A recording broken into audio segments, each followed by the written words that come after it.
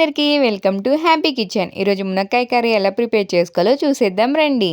ముందుగా stove on చేసి ఒక కడాయి పెట్టుకొని అందులో నూనె వేసుకోండి. నూనె కొంచెం వేడెక్కాక మునక్కాయ ముక్కల్ని వేసి ఫ్రై చేసుకొని పక్కన పెట్టుకోండి. అదే పాన్ లోకి కొంచెం ఆయిల్ వేసుకొని పోపు దినుసులు వేసుకోండి. సన్నగా తిరిగిన ఆనియన్స్ వేసి లైట్ గా ఫ్రై చేసుకోండి. ఆనియన్స్ కొంచెం ఫ్రై అయిన తర్వాత పచ్చిమిర్చిని వేసుకోండి. 1 స్పూన్ అల్లం వెల్లుల్లి పేస్ట్ వేసి పచ్చివాసన పోయేదాకా ఫ్రై చేసుకోండి. నెక్స్ట్ ఇందులోకి కట్ చేసిన టమాటా ముక్కలను కూడా వేసుకోండి. మొత్తం అంతా కలిసేలా ఒకసారి కలుపుకోండి. ముందుగా ఫ్రై చేసిన మునక్కాయ ముక్కలను పాన్ లోకి వేసుకోండి. లో ఫ్లేమ్ లో పెట్టి ఒక 2 మినిట్స్ టమాటా మెత్తగా అయ్యే వరకు మగ్గించుకోండి. నెక్స్ట్ లిడ్ ఓపెన్ చేసి మీ టేస్ట్ కి తగినంత ఉప్పు, పసుపు, కారాన్ని వేసుకోండి. ఉప్పు, కారం, పసుపు ముక్కలకి పట్టేలా ఒకసారి కలుపుకోండి. నెక్స్ట్ లిడ్ తో క్లోజ్ చేసి ఒక 10 మినిట్స్ లో ఫ్లేమ్ మీద కుక్ చేసుకోండి. ఫైనల్ గా ఇందులో 1 స్పూన్ ధనియాల పొడి అలాగే కొత్తిమీరను వేసుకోండి.